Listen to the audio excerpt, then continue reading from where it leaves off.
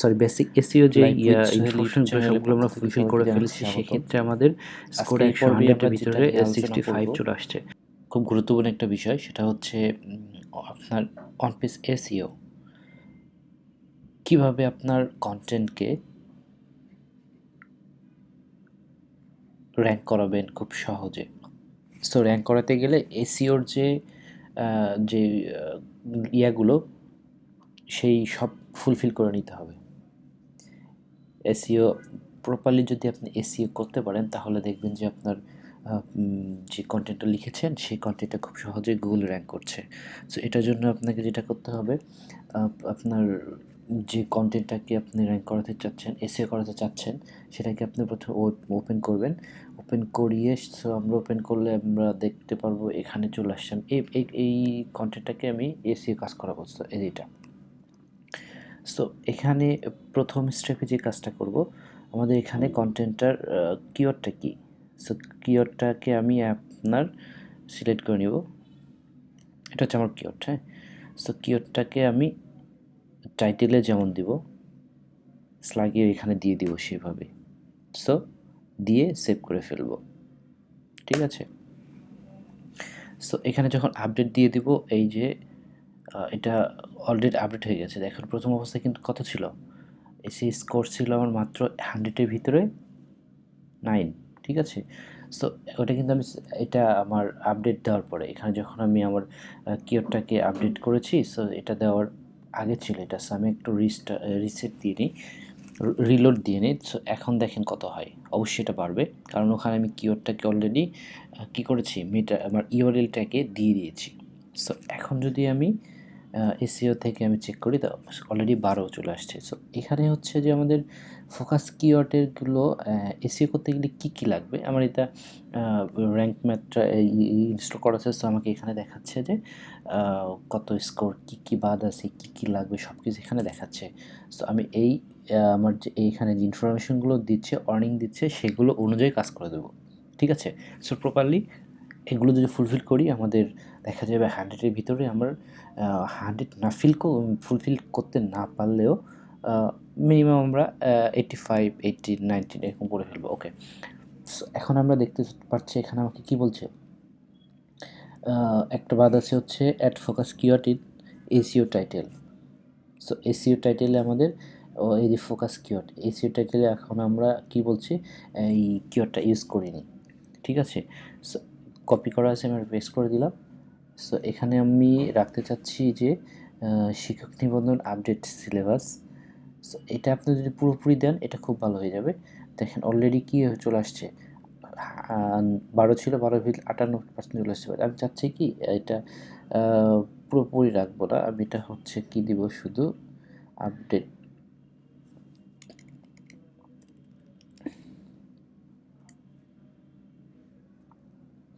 So দেখেন যখনই আমি ফোকাস কিওয়ার্ডে ফেলেছি, তখনই কিন্তু আমার 100-এর ভিতরে 63% চলে আসছে।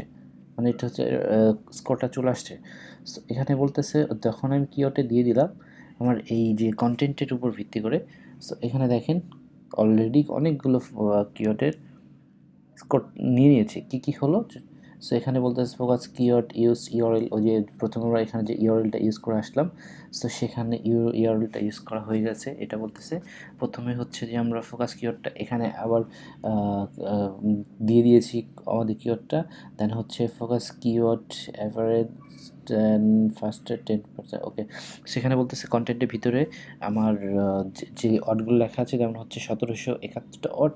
এখানে এর ভিতরে 10% আমার ফোকাস কিওয়ার্ডটা আছে, আমার কিওয়ার্ডটা। হ্যাঁ। So focus keyword found in content. হ্যাঁ, কন্টেন্টের ভিতরে আমার কি ফোকাস কিওয়ার্ডটা আছে কিনা, এর ভিতরে যেখানে লিখছি সেখানে আছে কিনা সেটা বলছে।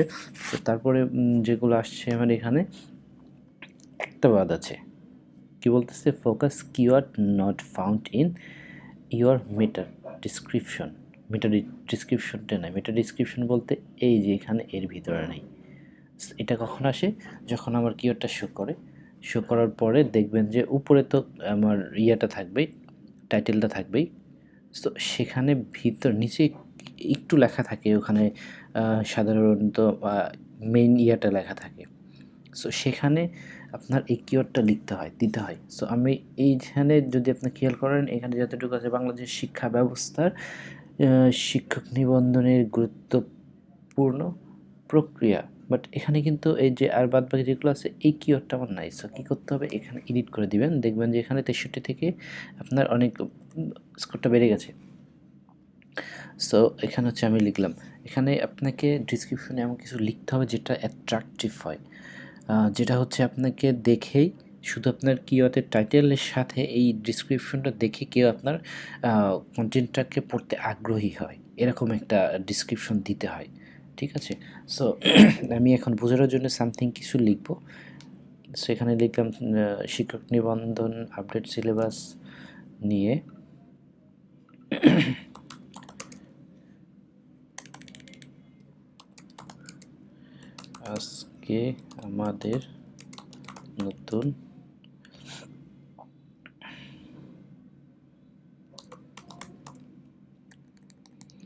আজকে আমাদের নতুন আলোচনা পাবেন এই পর্বে, সাথে শিক্ষক নিবন্ধন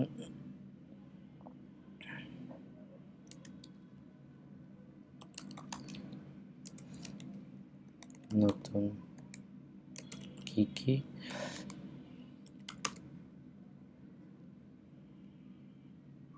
পরিবর্তন এসেছে তা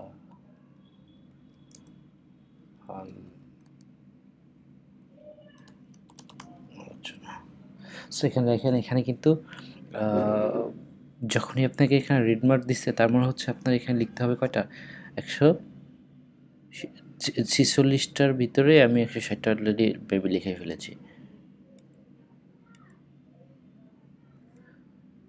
ওকে, না 160টা লিখতে হবে, সেখানে আমি অলরেডি কী করেছি, বেশি করে ফেলছি, যা লিখতে হবে মেন গোলস সেটাতে বেড়ে আসছি। সো আমি এটা রাখবো না তাও। সো এখানে এই পর্যন্ত দিলাম, দেখেন এখানে আপনার গ্রিন চলে আসছে। সো এখানে যখন আমি একটা মেটা ট্যাগটা দিলাম, মেটা ডিসক্রিপশন দিলাম, দেখেন এখানে এটা ইয়েলো হয়ে আসছে, সরি গ্রিন হয়ে আসছে এখানে, এবং এখানে হচ্ছে কি আমার স্কোরটা বেড়ে গেল। সো আমি চাচ্ছি এখানে আরও 2টা কিওয়ার্ড অ্যাড করব। দেন হচ্ছে যে চাইলে আপনি যদি পেইড ভার্সন নিয়ে থাকেন, চাইলে আপনি আরও একাধিক এখানে কিওয়ার্ড ফোকাস করাতে পারবেন, বাট আমি ফ্রি ইউজ করছি। সো এখানে আপনি একটা দিবেন মেইন কিওয়ার্ড, দেন হচ্ছে আর একটা আপনার রেখে দিলেন, সো সেখানে সমস্যা নেই। সো এখানে আমি একটা কিন্তু বেসিক এসইওটা কমপ্লিট করে ফেলেছি। হ্যাঁ, সো সো এখন আমরা দেখব অ্যাডিশনাল এসইওতে আমাদের কী ইনফরমেশনগুলো চাই। সো এখানে বলছে যে ফোকাস কিওয়ার্ডটা সাব হেডিংয়ে সেটা পেয়ে গেছে। এখন হচ্ছে যে আপনাদের একটা ইমেজ সেট করতে হবে, মিনিমাম একটা ইমেজ। সো সেটার জন্য আমি একটা ইমেজ সেট করব যাবো প্লাসে, দেন হচ্ছে এখান থেকে ইমেজের ইয়েটা নিয়ে নিব।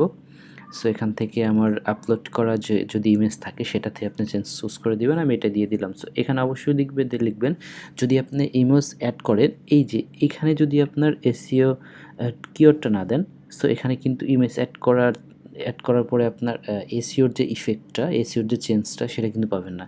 সো এখানে মিনিমাম আপনার এই কিওয়ার্ডটা দিতে হবে।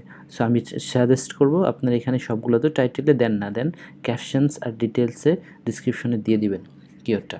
তো এখানে দেওয়ার পরে দেখবেন যে অবশ্যই আমাদের কত ছিল, 65 ছিল। তো এখানে যখন আপলোড হয়ে যাবে, এখানে অ্যাড হয়ে যাওয়ার পরে আমার এইখানে চেঞ্জ চলে আসবে। এখানে এখনও সেটা কি দেখাচ্ছে, ক্রস দেখাচ্ছে, এটা অবশ্যই আপনার গ্রিন মার্কস চলে আসবে। ঠিক আছে? সো এখানে আরেকটা ইম্পর্টেন্ট বিষয় হচ্ছে, এখানে চলে আসুক তারপর আমরা এটা দেখব অবশ্যই। সো এখানে আরেকটা বিষয় হচ্ছে যে কিওয়ার্ড ডেনসিটি। সো এখানে বলতেছে আপনার দিয়েছেন কত, 1771টা ওয়ার্ড লিখেছেন। সো এখানে কিওয়ার্ড ডেনসিটি মাত্র 3। সো এখানে এটাকে অবশ্যই 1700, 1500, 1700 জন্য মিনিমাম আপনাকে কিওয়ার্ড ডেনসিটি রাখতে হবে 25, 0.25, অর্থাৎ মিনিমাম আপনাকে 10টা, 13টা বা 15টা কিওয়ার্ডের ইয়েটা রাখতে হবে। ঠিক আছে? সো এটার জন্য আপনাকে এখানে কিওয়ার্ডে আরও বাড়াইতে হবে, 3টা জায়গায় আরও বেশি দিতে হবে। সো এখানে দেখেন আমি কি বললাম, এখানে লিখলাম। আবার কিওয়ার্ডটা আপনি যেখানে লিখবেন এমনি যে পেস্ট করে দিবেন আমার মতো, না সেটা করা যাবে না। এখানে পেস্ট করার সাথে কিছু একটা সামনে পিছিয়ে লিখবেন, সেটা অনেক ভালো হয়ে যাবে। আপনার কিওয়ার্ডটা দেখবেন যে এসইওর যে প্রপার কাজটা সেটা সুন্দরভাবে হয়েছে। সো মানে আপনার ইউজার যেন বুঝতে না পারে যেটা আপনি শুধু এটা দিয়ে দিয়েছেন। গুগলকে আপনি ফাঁকি দিতে পারবেন, বা ইউজার যখন দেখবে আপনি বারবার একই জিনিস পেস্ট করছেন, সো সেখানে ইউজার দেখে বলবে কি যেটা আসলে তাদের মনোমুগ্ধ নাও হতে পারে।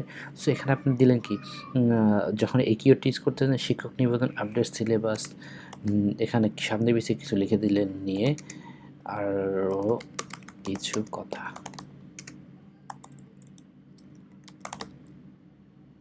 ঠিক আছে, এখানে এটা দিলাম। আবার নিচে এখানে দিলে সফলতা অর্জন করুন শিক্ষক নিবন্ধন, আপডেট সিলেবাস জেনে। এরকমভাবে কিছু একটা দিতে হবে। সো এটা হচ্ছে মনে করেন যে মিনিমাম আপনাকে 10টা 12টা এরকম রাখবেন কিওয়ার্ড। এখন আমি দেখানোর জন্য জাস্ট কিওয়ার্ডটা পেস্ট করে রাখছি। দেন হচ্ছে যখন আপনি দেখবেন যে সামনে পিছে কিছু দিয়ে দিবেন, আপনি বুঝতে পারবেন যে এটা আসলে সামনে পিছে কিছু দিচ্ছি, এতে হচ্ছে যে আমাদের কিওয়ার্ড ইউজার যাতে বুঝতে না পারে। সো এখানে কিন্তু এটা ডিসক্রিপশনে এখানে কিছু দিয়েছিলাম, বাট সেটা হচ্ছে যে সেভ করার পরে চলে গেছে মেবি। সো সেখানে দিলাম শিক্ষক নিবন্ধন, আপডেট সিলেবাস নিয়ে কিছু কথা, যা নতুন কিছু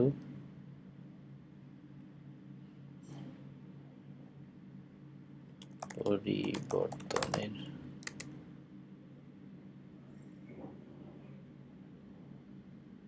দিকে